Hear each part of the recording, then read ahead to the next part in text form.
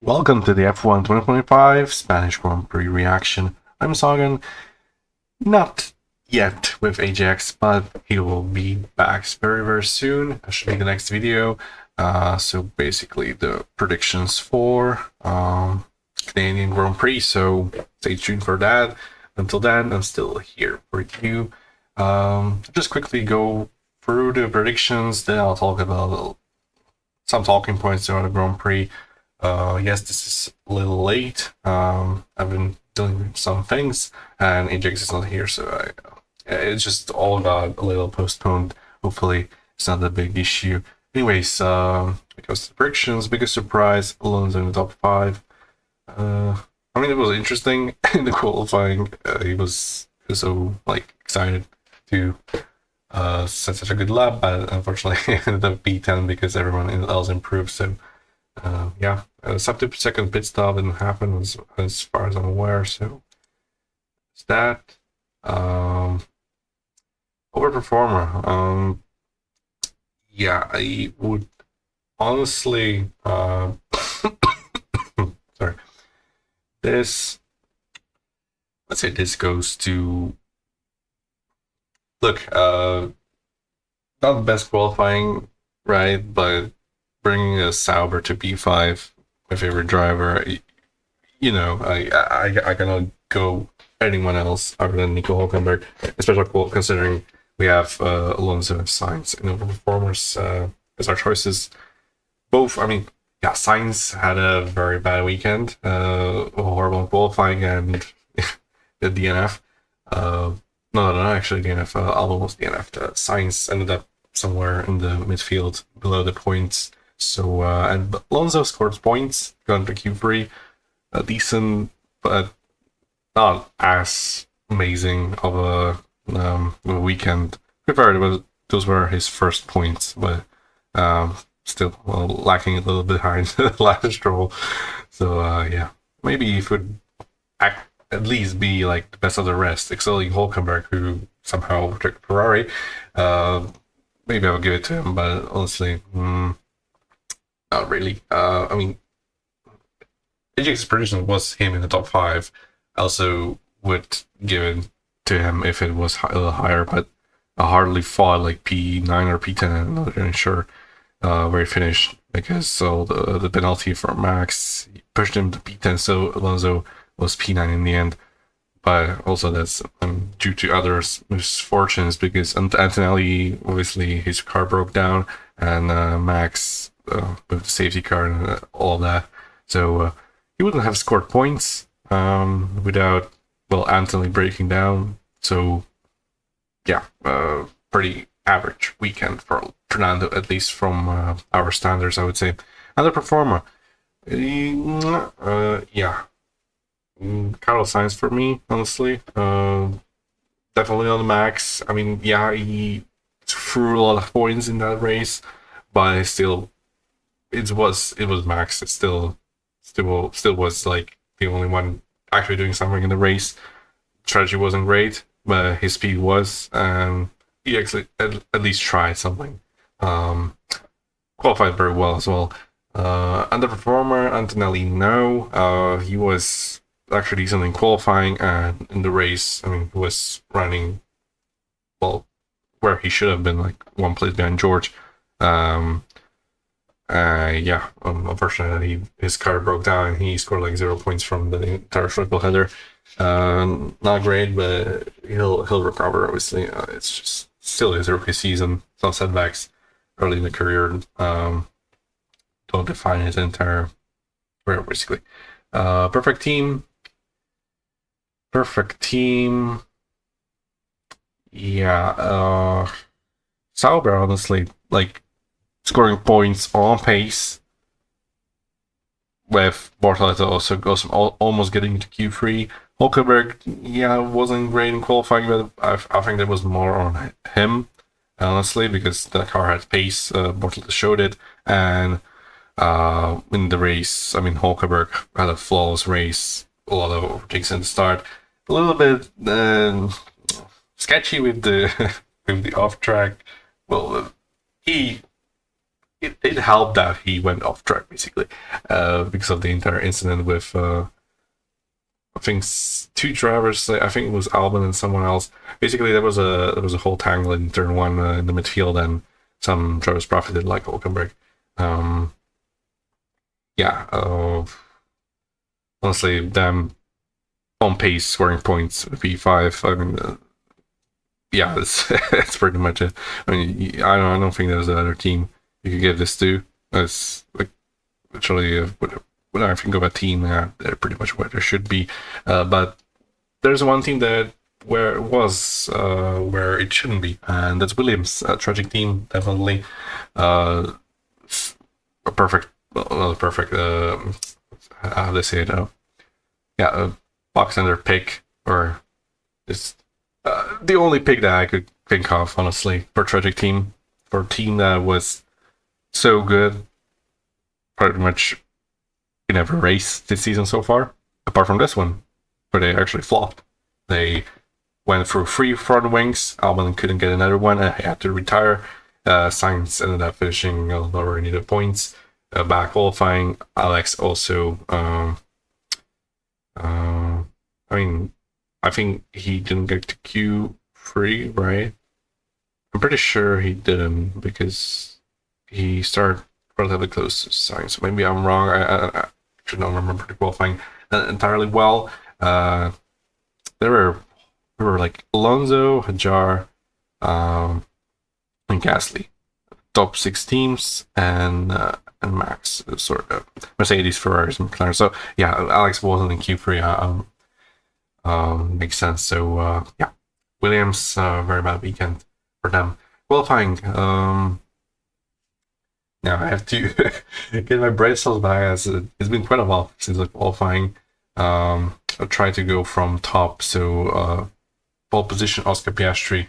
No points there from us. P2 was Lando, right? Yeah, a point for me, but a weird one. P3 Max, almost George. I mean, he said at the same time as Max, but this time it was after him, not before. He got pole position in Canada last year because of it, and here it didn't quite work out. P4 George, and P5 then was Lewis, I believe, because Charles Didn't another time. Anthony wasn't quick enough. It had to be Lewis in P5. I think I'll court myself in next video if I was wrong, but I think it was Lewis in P5. Yeah, just don't have the capabilities to check right now. We move on to the race, which was won by Oscar Piastri. So another point for Ajax there. P2 for me was Piastri. So no points there at all. Actually, P2 in reality was Lando. So yeah, P3 was Charles. We almost got a point because we both had him before, and P5 in the end was George, right? It was George Russell. No, wait, it was not P4. He was P4. So P5 was Hulkenberg. P4 was George Russell. So P5, no points there. We both had Sainz. No, we didn't. Only I had Carlos Sainz in our performer, and he has had maybe his worst weekend so far. Anyways, apologies. That's all the points from there. Extra prediction: Sainz podium, no. Hamilton pole and win, no. That's it for the points. We had them up 23-17, so 6-point lead for Ajax after Spain. Yeah. There wasn't much to happen during the weekend. Obviously, everyone anticipated the technical directive, the upgrade, so on. Didn't change the backyard that much. Maybe even looked like it helped McLaren, but I believe it didn't. It just right. I think every team had to bring some of a kind of a change to their wings. It cost them money. Maybe some teams didn't really, but some teams like McLaren and Mercedes, I believe, had to. but it didn't slow him down. There's just brought a wing that was a little tighter and wasn't like much of a change. But I think it didn't benefit some other teams in the midfield, for example, that maybe were benefiting from this state before the technical directive and were impacted by it because they didn't have the money and the resources for the change to be implemented quickly. It's a theory, but I think Williams was the team that unfortunately was targeted by that, indirectly targeted by this technical directive. And I may be proven wrong. They may get a podium next race. I don't know, but it looks like they're back in the midfield and not clear fifth fastest anymore. We'll see, obviously. When it comes to the big thing that happened during the race, obviously we had a start. Max getting at least through one McLaren. I mean, Happy Astor was controlling the entire race. It was his, and McLaren's then picked up some very good pace. Max had to try a different strategy. He was actually very quick on the strategy, but unfortunately, I don't know what they did to the tires, but it seemed like they just used all the softs they had and mediums. I don't know what exactly happened, but with that late safety car, yeah, it was the weirdest decision at the time. I was like, why is he on hards? He's gonna fall back so much. Like, why are they throwing a track position of first place on a little bit more wear on the tires? Because they had softs. They were not that old at the time of safety car, so he didn't have to be pulled back. But they instead did it anyway. Like, why? I think Max had mediums during the race, so it wasn't the mandatory tire change, basically. So why would they put the new hards on instead of keeping him in first place on the old softs? Like, it makes sense. He lost track position and arguably had the worst tires as well, because everyone was shitting on the hards the entire weekend, like they were unusable. And it turns out that they actually maybe were. Max was holding on to his dear life. He almost crashed after a safety car restart as he was really struggling with the grip. Then they had a little touch with Leclerc on the straight. That was just minor thing, nothing much to have to talk about. But George also had a good run. He tried up the inside, a little bit of contact there. Max was forced off. It was borderline. I don't think George shouldn't be penalized for that, but also, I mean, the thing with FIA is that they're very inconsistent, and when it comes to these driver forcing and the driver off and so on, it's like a roulette. You don't really know what you're gonna get, and Red Bull at the time probably did the right thing to get Max to see the position. Obviously, with the benefit of hindsight, they shouldn't have, but at the time, you don't know what's FIA going to do, because like they can give you a 5-second penalty, but they can also give you drive through or anything. Like we've seen wildest RNG decisions from FIA in the recent years. And they wouldn't have given him the penalty, but no one knew it at the time. Red Bull certainly didn't, because they told Max to get back to position. He was obviously very pissed off at that decision. I understand that, but what happened after that, I don't know exactly the thinking process of Max was there, because only Max knows what he thought at the moment or what he was trying to do. But from most people's POV, it was him like letting George through for a split second and then trying to re-overtake him into up the inside. Didn't work out for him because he had the hard tires on, and just generally didn't have grip, and he wasn't he wasn't like making the corner. He wasn't making a corner, but he wasn't like making the apex. And unfortunately, as George was there on the outside, Max tried to be very optimistic. He didn't quite have the grip, and bashed into George, who later on had some interesting comments on Max. I mean, yeah, this is how Max drives. I think everyone should be used to it by now. Maybe apart from the newer fans. I mean, I started watching F1 actively, like every single race from 2017, and I know Max how he drives for quite a few years now. This is no surprise to me. Honestly, I would expect no less from Max at this point. Yeah, and I get it. Like at the time, he tried to do something because he has nothing to lose at that point. Like obviously he got penalized, and everyone mainly the British media thought that he should be disqualified on black flag or whatever. I don't think it was warranting that like much of a like. Yeah, I think he got a fair penalty at 10 seconds for something that could have resulted in a little worse crash. Yeah, it looked deliberate, but I honestly don't really feel like they should play much of a part in that. In this scenario, like they cannot prove it to him unless he confesses, and he didn't directly do that.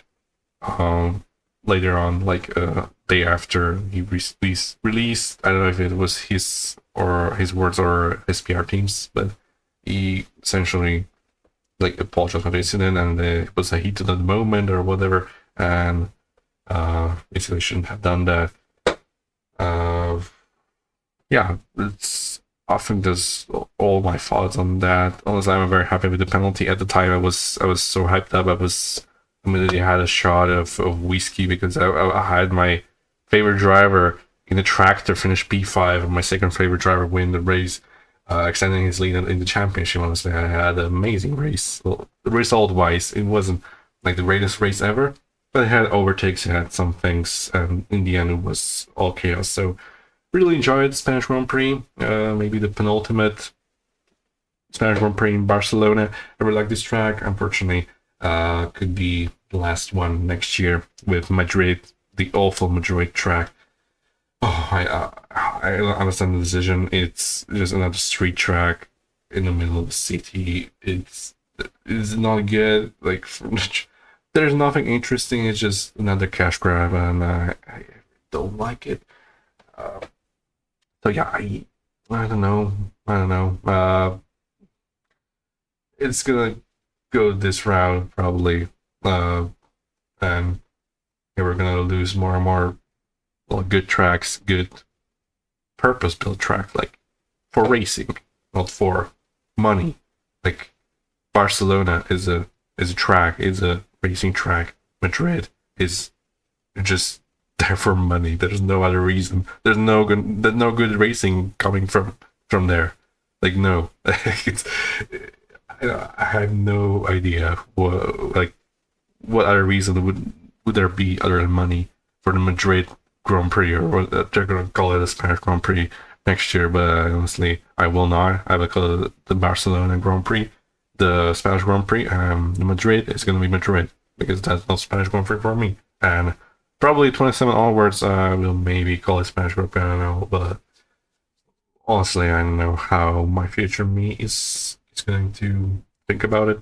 Maybe 26 will bring the best race of the entire F1 history, but I don't know. I'm not optimistic about it, but yeah, I really enjoyed this track, the Barcelona track, and sad to see such a good track getting replaced by another mid-street track. So yeah, thank you Barcelona for bringing me the happiest moment of quite a while for me personally with the result and Hulkenberg P5. I mean, the emotions I were in the entire take. I wanted to record like straight away after the race, but like I know I wouldn't be like able to stop. Like it would be so long, and I was just talking about like how amazing it is, and how happy I am. I was like, the entire evening was just me smiling. Like it was great. But yeah, cool ahead now. Thinking about Canada and the championship and so on.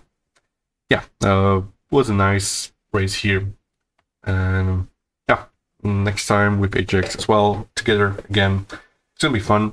So yeah, thank you everyone who's been listening to me waffling alone about Spain. A little bit late, I know, but yeah, it happens. Anyways, thank you again and peace.